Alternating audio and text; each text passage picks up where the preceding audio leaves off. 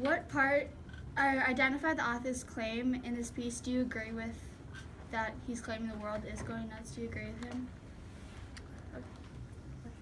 I don't think that he's really claiming. I mean, like, he gives a lot of examples of why it could be, but at the end, he kind of gives examples of, like, how it isn't and how there is, like, good things. So I don't think he's, like, totally claiming that it is going nuts.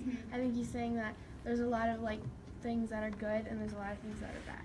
Yeah, I agree. I think he says that he's a little bit misleading because in the beginning he starts out saying, oh my gosh, everything is so bad, and then in the end he kind of goes into the side where he's like, yeah, everything's actually kind of working out.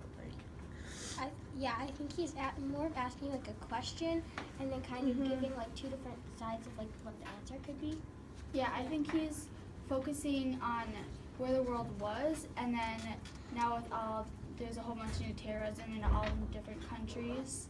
He's more focusing on how it's developed, the bad parts, but then he goes to China and the United States, where he says, but if you look, he says, and look at the world's two largest economies. So then he's focusing more on the good.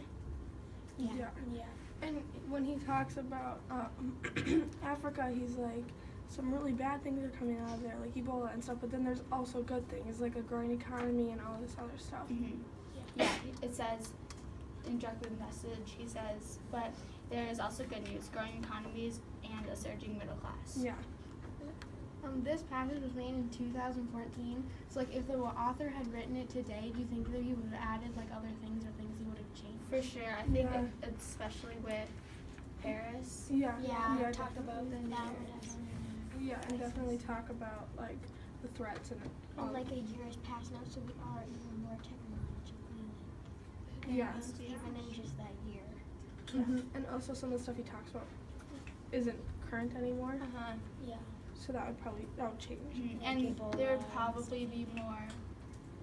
He would probably talk more about Syrian refugees. Yeah.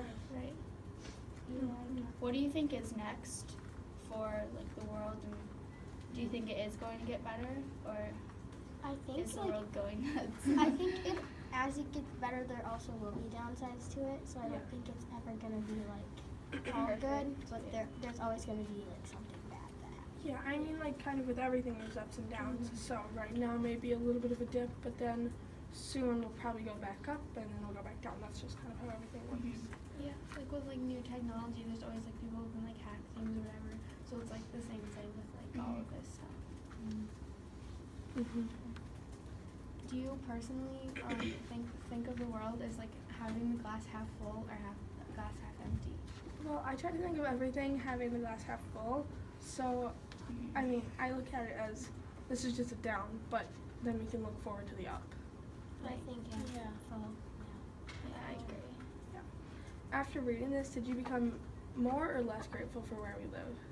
More. Yeah, more because it's grateful. like all the stuff in the countries. And even though the author did mention that Africa is rising and there's good news about Africa, the lower class countries and third world countries, those are kind of mentioned throughout the passage, and that he says, well, look at the United States, look how much they're growing and how good their economy is. Then look at Africa and other third world countries.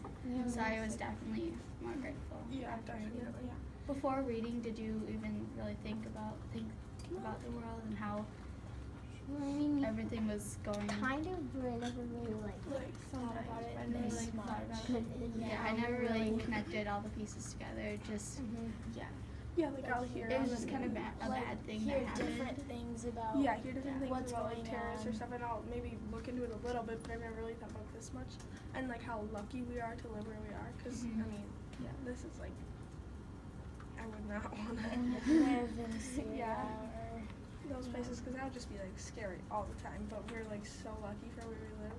When you think about the world, do you think more about the good things or the bad things? I try to think about the good things again. Like, Yeah, I try to, but then you like see You stuff see on the the bad news, things like and- the attacks or like you know. And also, I sometimes like the news kind of highlights the bad things. They So don't highlight the good things. things most of the time. Yeah, that's kind of what I've noticed. So when the author says, I'm not saying that all is well in the world, I'm really suggesting that we are all in the midst of a global change. Do you agree with him when he says that? Well, I think the world's always changing. I think something is always changing and improving. So yeah.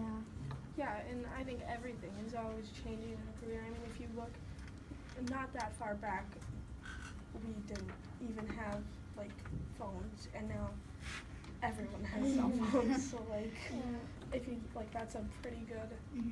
Do you think it's changing for the good, for the bad?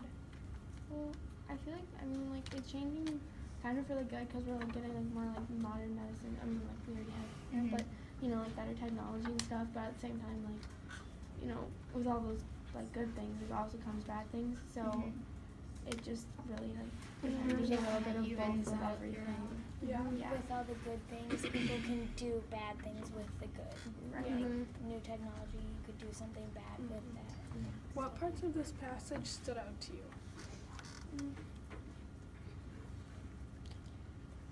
I really where he starts talking about like how we like economically like improving and technology improving, because like the whole first part of the passage was mostly about like what the bad things that are happening, and then that just kind of like came in and popped out.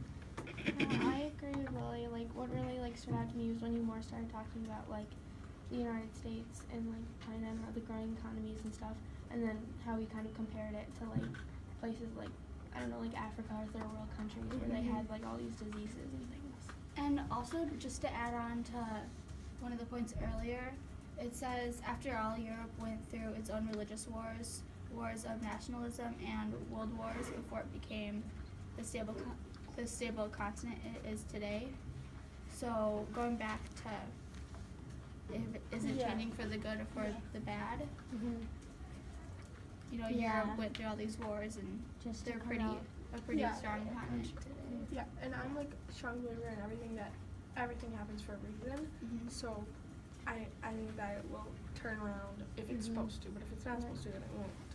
Like, even think of like the Civil War or whatever. Like, it was really bad, but like And now we it's came good. out and now we don't like, have like slavery or anything. Yeah. Yeah. Yeah, and that's a good thing.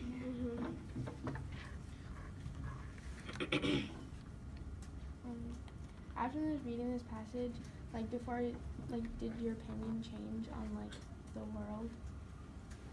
Did your view change? Well, I guess before reading, I didn't really pay much attention. Like, I mean, I watched the news and heard all about this terrorism and stuff, but I never really thought about it, like, kind of deeply as I did when I was reading.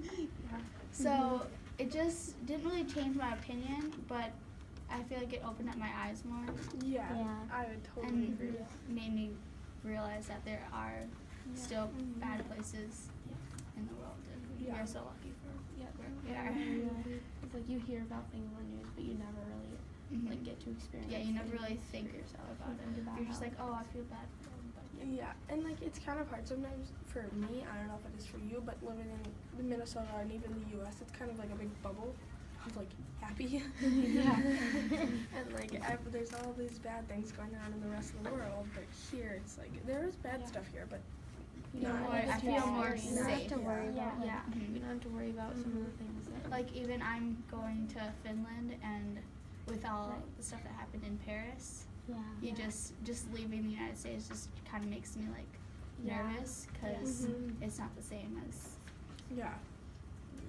But then maybe that's how people in Finland feel. It's like, Yeah. well, if I went to the United States, that might be really scary. Yeah. Because we don't live there, so we don't know what it's like for them. Yeah, it's kind of what you're used to.